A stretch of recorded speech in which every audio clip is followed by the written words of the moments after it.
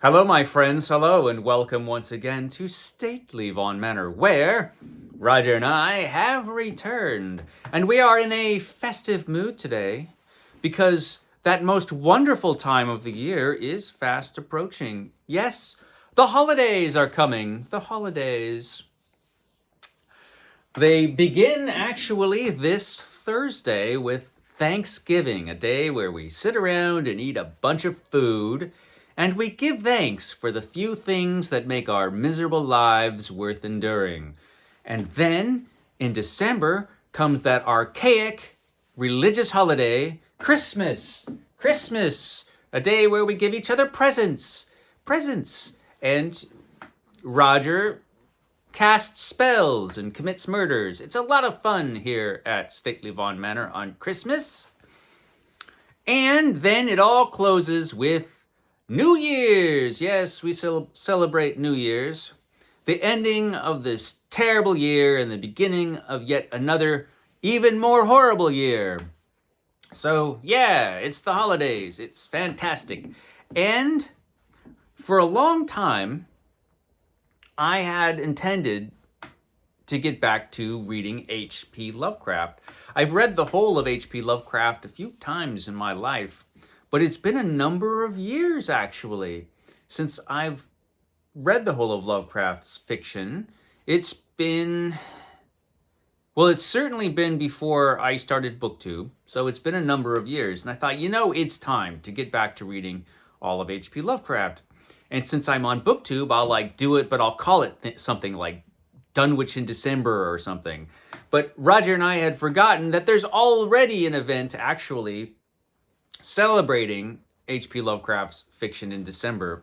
It is Cthulhu Christmas. Cthulhu Christmas. It's Cthulhu Christmas. And this was devised by Alan at Big Art Books and Classics and Greg at Another Bibliophile Reads, and I'll put their channels down below. They already came up with this years ago. So I thought, there's already a thing going on in the holidays celebrating Lovecraft, so, I'll just tag on to that. But Cthulhu Christmas is actually a fairly simple thing. You just have to read an H.P. Lovecraft story or a Cthulhu mythos story written by somebody else on Christmas Day, which is appropriate. That is an appropriate day to read H.P. Lovecraft. And, I'm just going to tag on to that. And so I've intended to do this for a while. And I am going to make a whole holiday festivity out of it. And I'm going to begin reading H.P. Lovecraft on Thanksgiving, and I certainly will still be reading H.P. Lovecraft on Christmas and probably New Year's, because I've got Lovecraft in a few different books, which if I need to, I could kind of spread them out. But I decided I was going to read H.P. Lovecraft in a particular edition. I've got a lot of Lovecraft lying around. I have the edition that I first read Lovecraft in, which is this one. This is the Arkham House edition. And that's how I first read Lovecraft, when I was a teenager. And for this event, for this reading of Lovecraft, I decided I would go with this one. This is the H.P. Lovecraft A Verorum edition. I can never pronounce that word, but that's the closest I can get. The Verorum edition. And this is from Hippocampus Press. They produced this set of books, which is absolutely beautiful.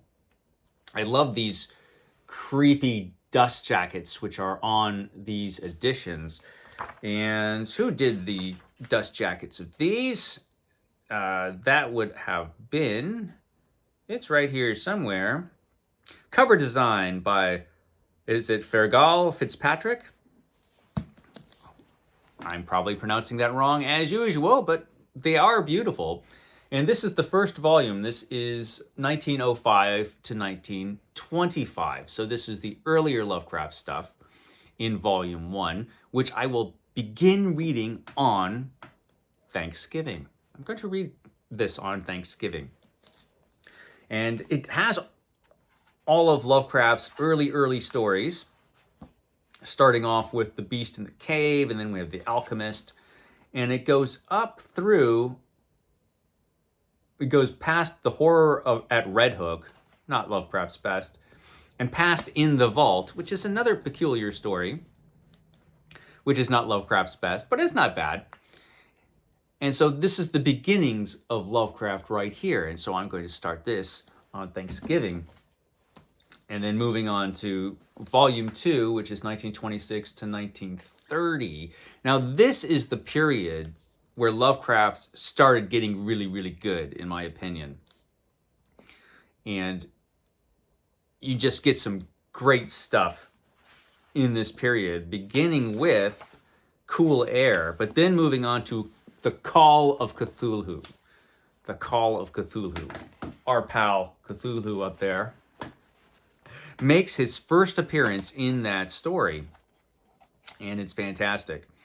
And this volume goes up through A Whisper in Darkness, which is one of my favorite H.P. Lovecraft stories. Absolutely love it. And then we move on to the final volume of his fiction, which is Volume 3, 1931 to 1936. Another awesome cover. And these books are pretty cool. I've shown these before, but they're very nice. They all have the nice photograph of Lovecraft in there. You got to have that cool title page. And they're also very nice hardcover editions. Got the nice H.P. Lovecraft signature there. They're really cool. You can get these, I think, still available in paperback. And these basically have the corrected editions from S.T. Joshi, the preeminent H.P. Lovecraft scholar, who went through H.P. Lovecraft's work in the 1980s and corrected the texts because he found that a lot of the previous editions of Lovecraft that existed, including the earlier Arkham House editions, did have a lot of mistakes and errors in them, which crept in over time, mostly from when they first appeared in magazine publications.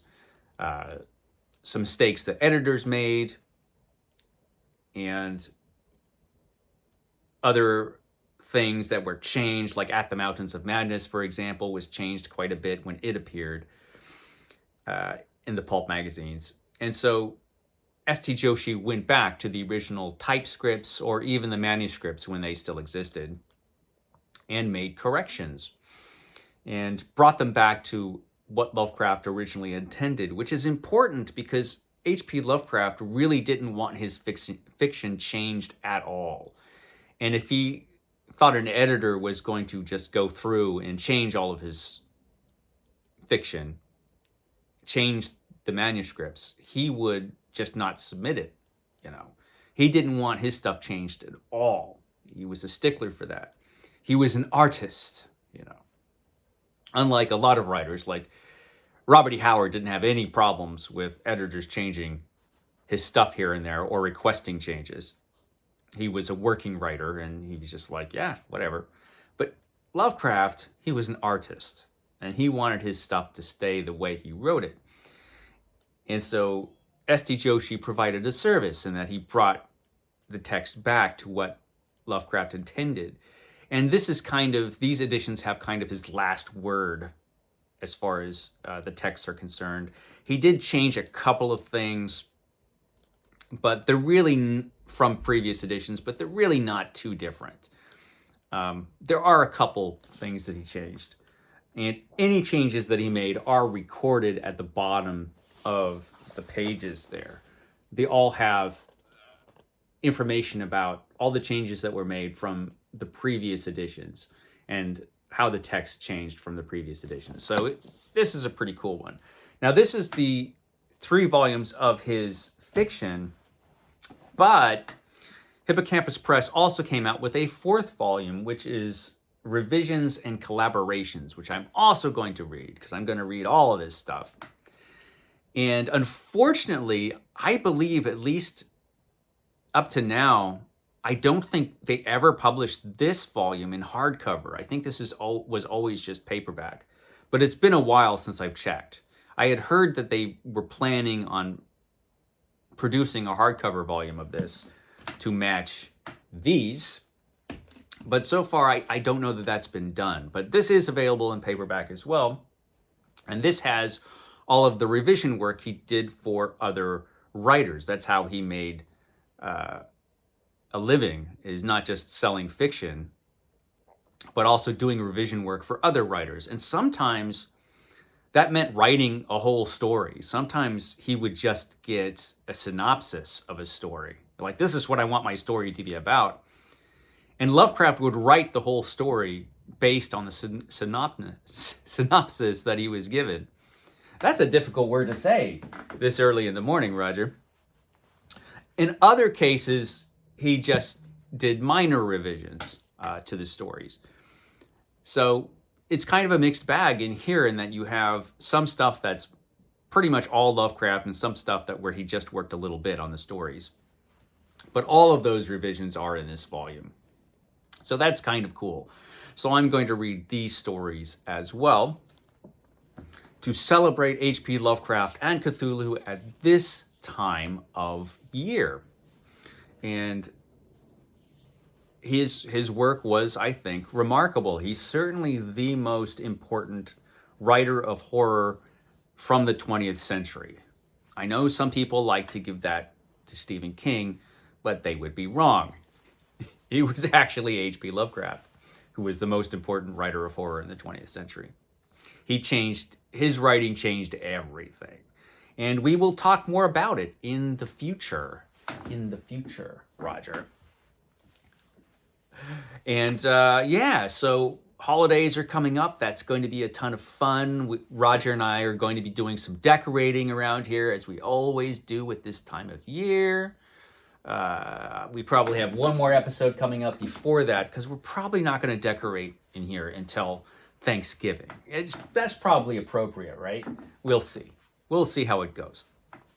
Yeah, and we'll get Santa hats and everything. I might even dress up as Santa Claus, or maybe Roger will. It'll be a ton of fun, the holidays this year.